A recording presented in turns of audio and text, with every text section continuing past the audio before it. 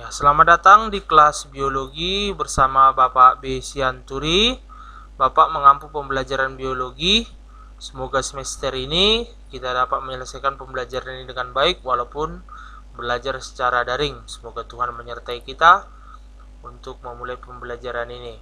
Oke, langsung saja untuk menghemat waktu. Pada bab pertama kita akan belajar tentang ruang lingkup biologi. Oke, seperti yang kamu ketahui, kalau dia berbicara tentang ruang lingkup biologi, berarti kita harus mengerti apa itu ruang lingkup biologi itu sendiri. Oke, mengapa kita harus belajar biologi?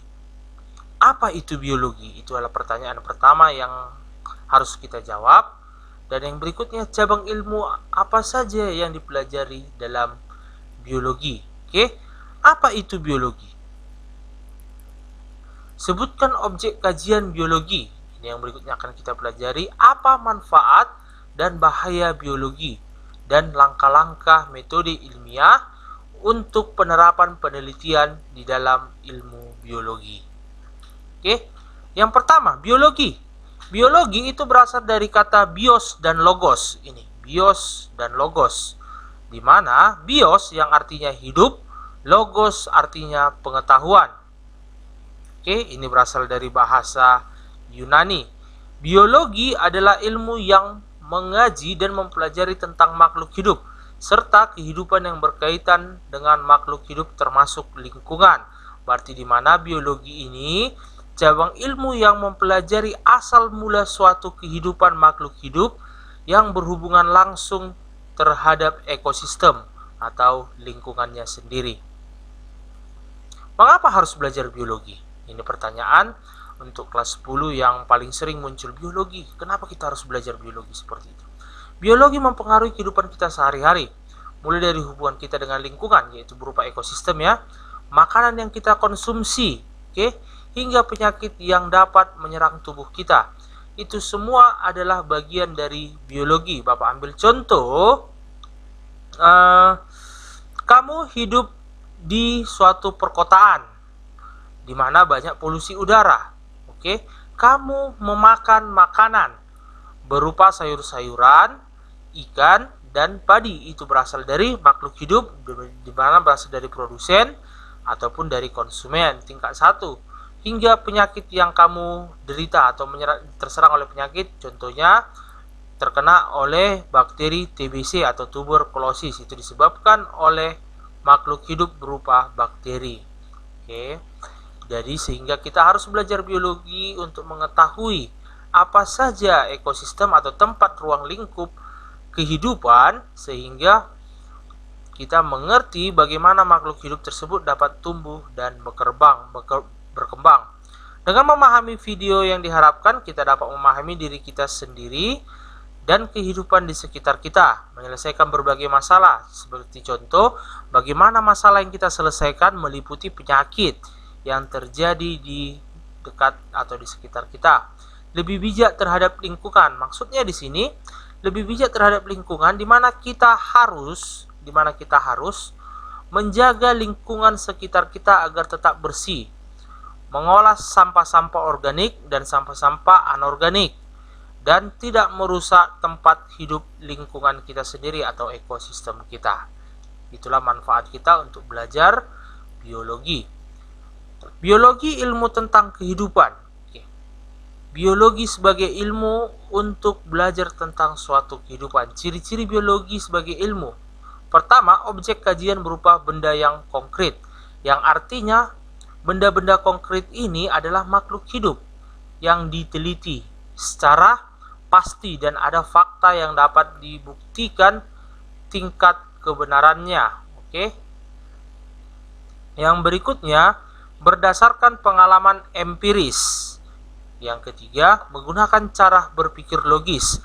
Yang maksudnya cara berpikir logis, ada suatu penyakit terjadi dan penyakit ini harus kita cari tahu.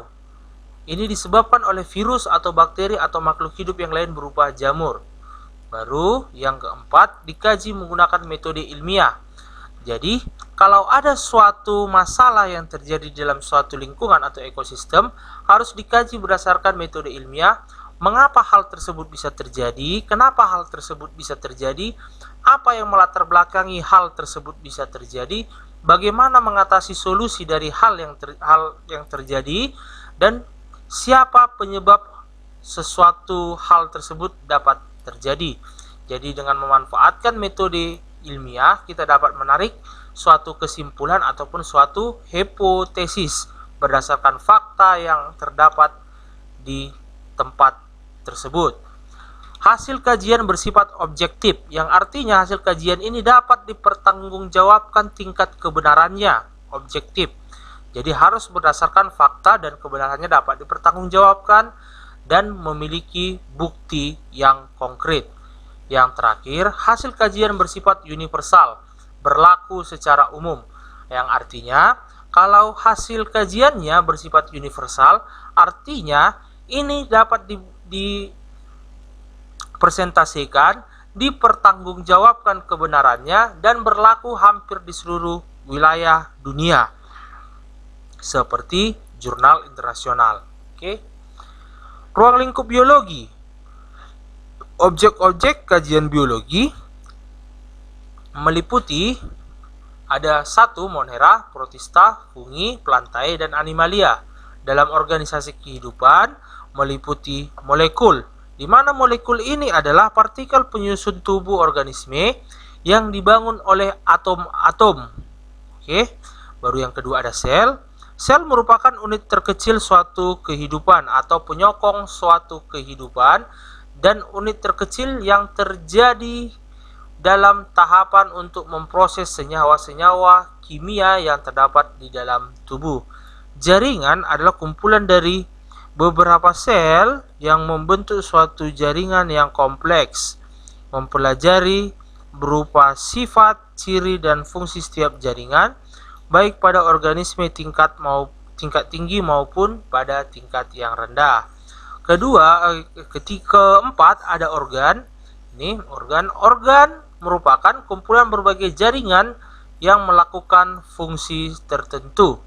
Oke, seperti contoh, organ otak, jantung, dan paru-paru. Setiap organ merupakan bagian dari suatu sistem yang berfungsi yang disebut dengan sistem organ.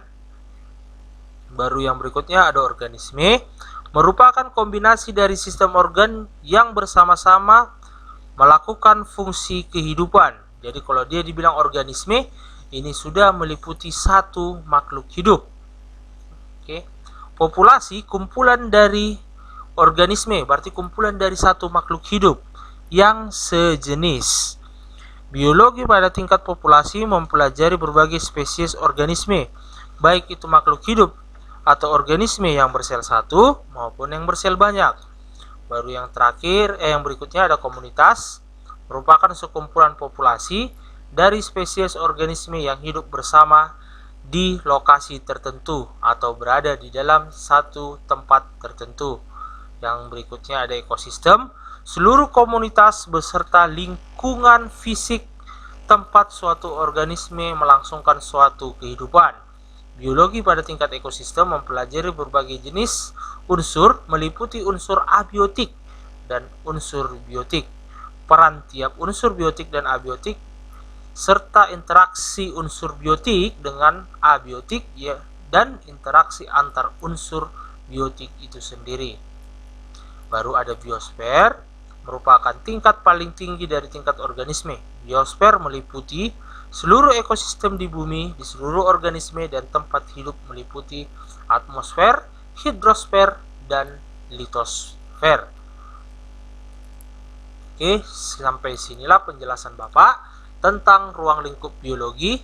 Untuk pertemuan berikutnya, kita akan belajar molekul, sel, jaringan, organ, dan sistem organ, dan individu, populasi, serta manfaat-manfaatnya. Sekianlah penjelasan Bapak. Jangan lupa like dan subscribe. Terima kasih.